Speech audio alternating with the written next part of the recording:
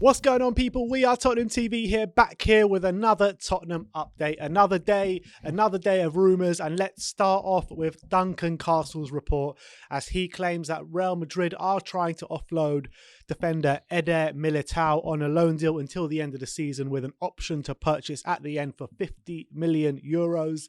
And then he does go on to say that Spurs are very interested in this move, but the GOAT Ali Gold has come out and pushed that back and says that there is nothing in the links between Tottenham and Real Madrid for defender Eder Militao due to the foreign player limits, which makes exact sense, and it's exactly what we've been speaking about the last couple of days, isn't it? Yeah, it makes complete sense, but there's also another one from Fabrizio Romano who's been talking about it as well. So it's the battle of the tier ones here, and he says that Tottenham have followed Eder Militao for a number of years. There's nothing advanced at the moment, but there will be more information in the last week of the window, which is probably what we all expect.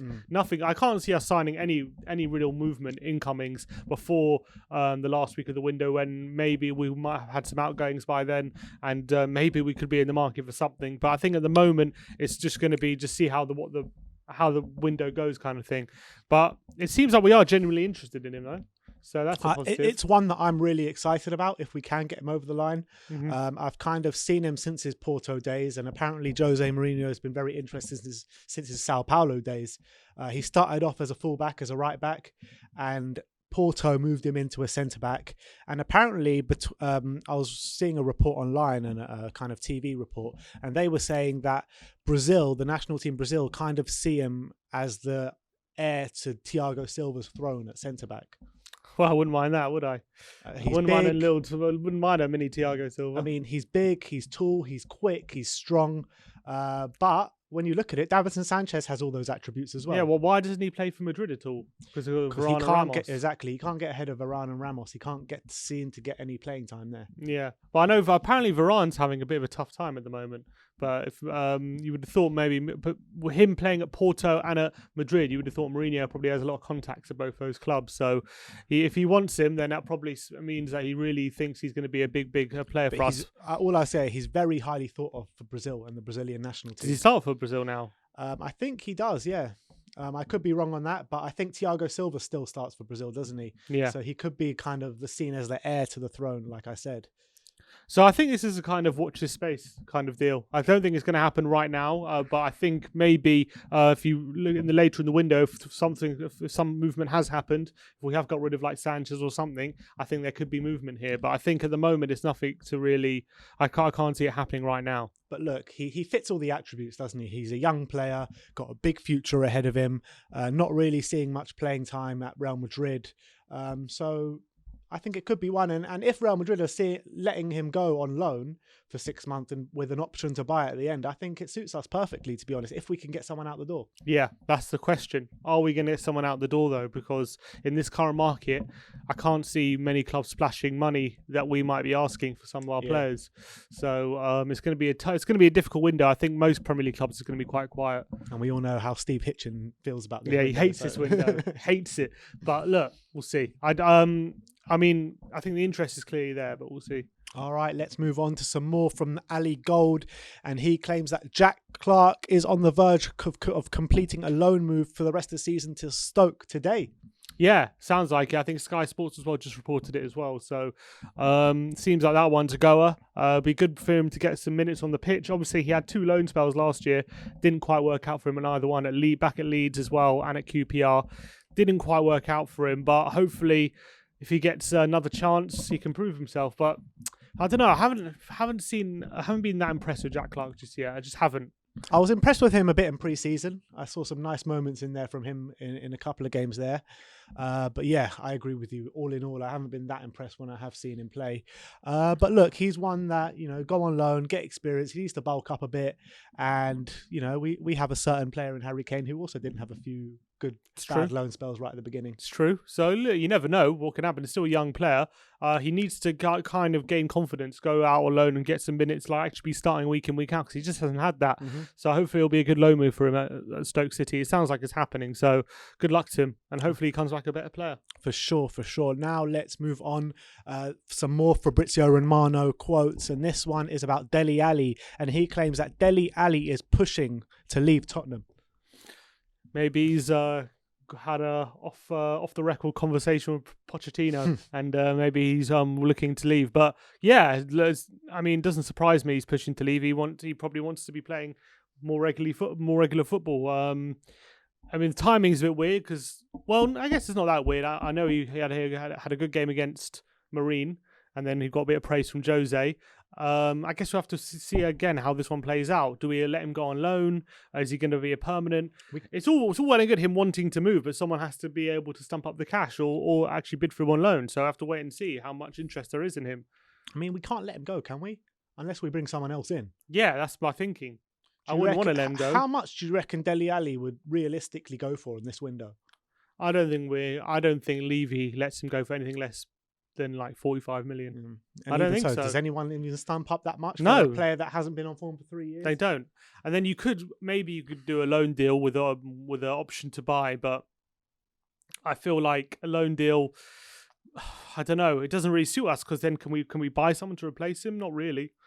I guess you're relying on Giovanni Lo Celso to come back, and he just hasn't been fit at the moment. But I guess if he is fit, then it doesn't really matter too much. But a cut price for Sabitzer to replace him? Not this window though. I can't see it. I can't see us getting a cut price deal for Sabitzer this window. So I guess have to again. It's all well and good him. Yeah, he might be pushing to leave, but there needs to be. It's like how Ericsson, he pushed to leave, but there was no one bidding for him. No one actually came in for him, and he was just stuck here. So I'm worried the situation could be the same. Hopefully, if he doesn't get a move, he can knuckle down and try and earn a first team spot, as opposed to Ericsson, who kind of just didn't have the motivation to try and earn that first team spot again. So I'm hope this situation does have the ability to turn a bit toxic, which I hope it doesn't. Like the Ericsson situation turned a bit toxic at the end, didn't he? He had fans booing him and things like that. Obviously, there's no fans in the stadium, but I just hope that situation with Dele doesn't turn that way and he keeps motivated.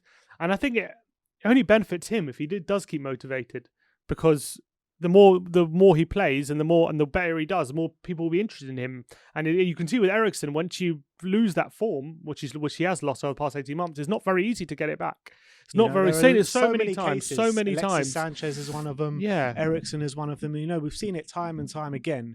And back on your point about kind of the way it ended sour with Christian Eriksen, I just call on Spurs fans, if kind of it gets to a stage like that and Spurs fans are in stadiums, I call on Spurs fans to kind of not show their aggravation with it all and not to boo in the stands, because even though Christian Eriksen, yes, he down tools, it helps absolutely no one booing him in the stadium. Helps absolutely no one.